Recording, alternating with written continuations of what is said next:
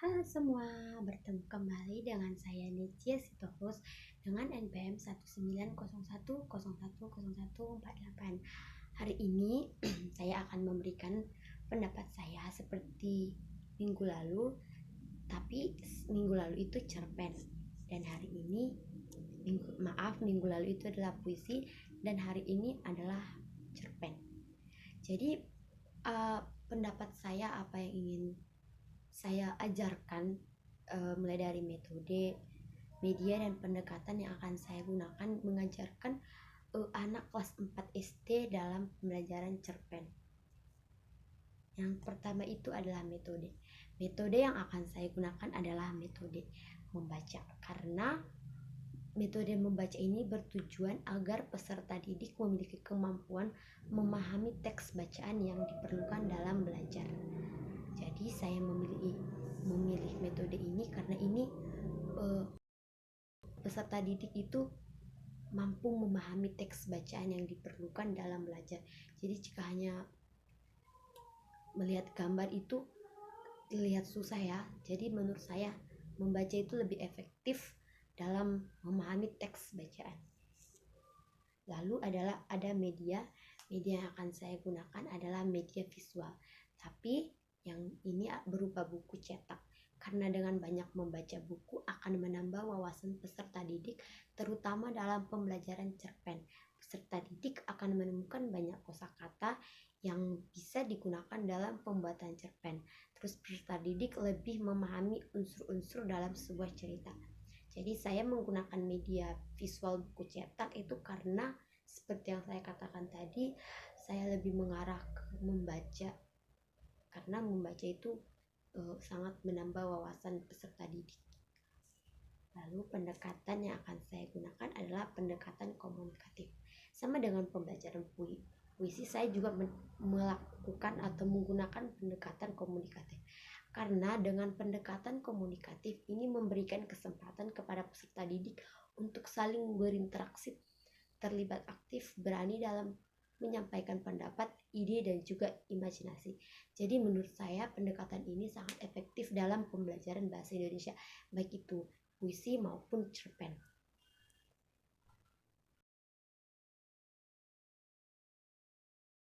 Selamat pagi semua. Bagaimana keadaannya hari ini? Oke, semua dalam keadaan sehat.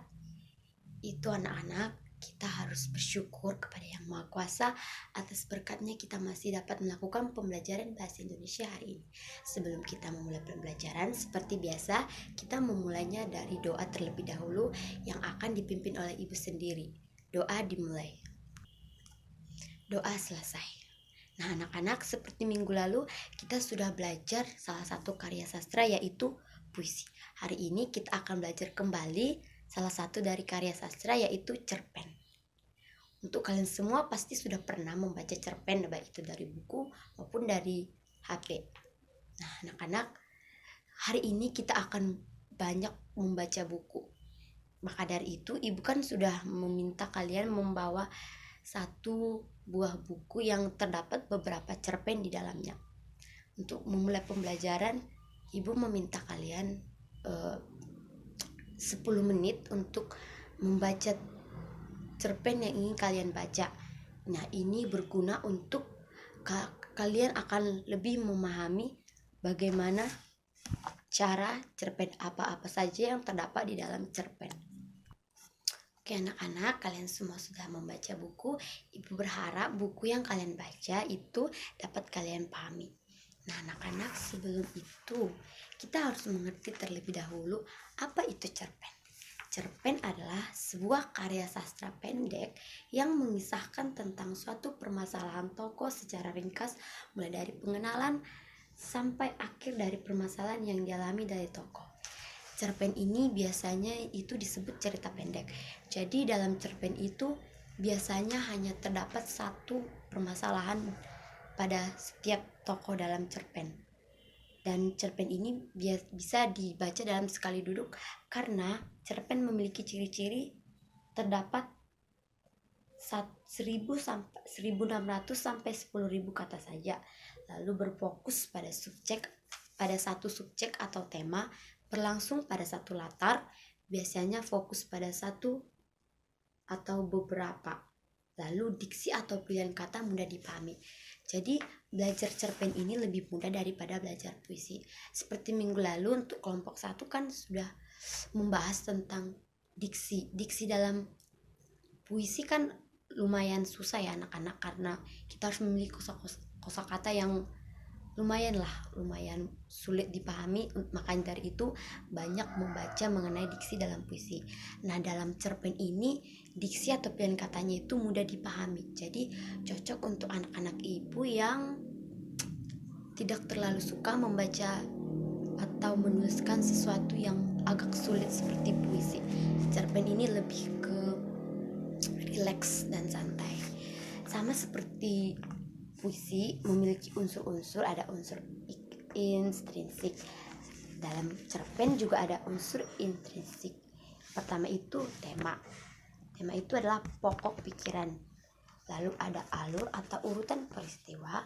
Alur ini ada 3 macam, yaitu alur maju, alur mundur, dan alur campuran. Lalu ada unsur setting. Lalu ada unsur tokoh, pemeran yang diceritakan dalam cerpen. Ada watak atau sifat. Watak ini juga dibagi menjadi beberapa, ada protagonis, ada antagonis. Lalu ada unsur sudut pandang. Nah, sudut pandang ini adalah cara pandang penulis dalam menuliskan sebuah cerpen itu. Jadi anak-anak, tolong dikeluarkan buku pelajaran bahasa Indonesianya. Dari halaman 23 kan ada sebuah cerita pendek. Ibu meminta kalian untuk membaca lagi seperti yang tadi, membaca 10 menit cerpennya, dan ibu akan meminta satu atau beberapa orang untuk maju menjelaskan apa yang kalian dapat, mau itu unsur intrinsik ataupun dari diksi dalam cerpen. Jadi ibu akan memberi waktu 10 menit. Oke anak-anak, membaca selesai. Nah, ibu mau satu orang terlebih dahulu maju ke depan menceritakan atau apapun yang ada dalam pikiran kalian setelah membaca cerpen yang terdapat di dalam buku. Terima kasih untuk anak-anak ibu yang sudah maju ke depan, yang mau menyampaikan pendapatnya, menyampaikan idenya. Dan untuk yang lainnya, ibu berharap kalian juga sama seperti teman-teman yang sudah maju, mau menyampaikan pendapatnya masing-masing. Seperti minggu lalu juga kita belajar kelompok kan. Ibu membuat satu pembahasan untuk setiap kelompok. Begitu juga untuk hari ini. Seperti biasa, kelompok kita hari ini dibagi menjadi 2 kelompok. Kelompok pertama itu membahas unsur intrinsik. Nah, unsur intrinsik ini kan banyak. Jadi ibu mau untuk kalian memahami dulu apa itu unsur intrinsik dan ekstrinsik. Lalu ambil satu cerpen atau ciptakan kalian sebuah cerpen yang memiliki unsur-unsur ini. Begitu juga untuk kelompok 2. Nah, jadi nanti kalian ini akan mengeluarkan pendapat masing-masing mengenai kelompok 1 unsurnya ini, kelompok 2 juga begitu. Jadi nanti kalian akan saling memberikan pendapat masing-masing. Itu akan dipimpin oleh ketua tiap kelompok. Oke anak-anak, diskusinya telah selesai. Ibu mau siapa yang ingin maju duluan ke depan untuk memaparkan apa yang sudah kalian ciptakan, apa yang sudah kalian ketahui mengenai materinya. Oke, sekarang yang maju hari ini untuk kelompok 2 ya. Untuk kelompok 1 tolong memahami pemaparan dari kelompok 2. Oke, beri tepuk tangan untuk kelompok 2. Terima kasih untuk kelompok 2 telah memaparkan materi kalian, sungguh luar biasa ya. Semua berarti pada mengerti apa yang telah ibu sampaikan, mengerti apa yang telah kalian pahami dan kalian baca. Sekarang untuk kelompok 1 maju memaparkan hasil dari diskusi kalian. Oke, untuk kelompok 1 beri tepuk tangan.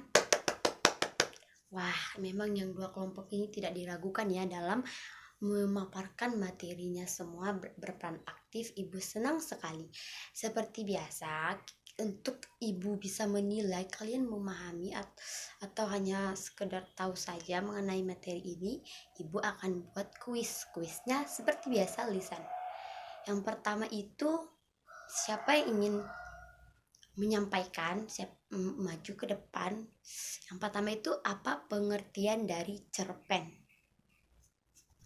Selanjutnya yang nomor 2 itu, berapa unsur yang terdapat dalam sebuah cerpen, maupun unsur intrinsik dan ekstrinsik. Lalu yang terakhir, ini ya kita hanya ada 3 kuis ya anak-anak, karena materi ini lebih sedikit dari materi minggu lalu. Yang kuis yang ketiga yaitu, apa ciri-ciri dari cerita pendek. Wah, semua pada mengerti ya, semua berebut untuk menjawab kuisnya. Ibu senang sekali untuk kelas ini, bahwa semua ini berperan aktif ya dalam pembelajaran bahasa Indonesia. Nah anak-anak, sebelum kita mengakhiri pembelajaran ini, kita harus menyimpulkan. Ibu sangat senang untuk kalian semua, karena kalian berperan aktif dalam pembelajaran kita. Kalian juga harus membaca kembali apa itu cerpen, bagaimana ciri-cirinya, unsur-unsurnya. Jadi dalam pembelajaran kita kali ini tuh hanya banyak membaca, tidak seperti minggu lalu ibu ada bilang apa ya, gambar kan, ibu kasih gambar. Tapi untuk kali ini kita hanya membaca, karena menurut ibu dalam cerpen itu kalian itu harus banyak membaca buku, karena dengan banyak membaca buku kita mendapat kosakata yang banyak, terus kita lebih cepat mengetahui unsur-unsur apa yang terdapat dalam cerpen itu. Maka dari itu hari ini kita hanya banyak belajar buku. Seperti sebelumnya juga, sebelum kita mengakhiri pembelajaran kita hari ini, doa dipimpin oleh salah satu dari kalian. Doa selesai. Baik anak-anak, terima kasih untuk apresiasinya pada pembelajaran hari ini.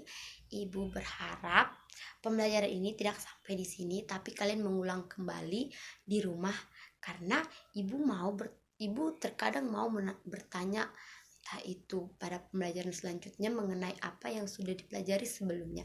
Jadi ibu meminta kalian untuk membaca kembali ya, jangan hanya sampai di sini. Nanti kalau ibu tanya gak bisa menjawab, berarti itu tidak membaca buku. Oke anak-anak, demikian pembelajaran kita hari ini. Selamat siang.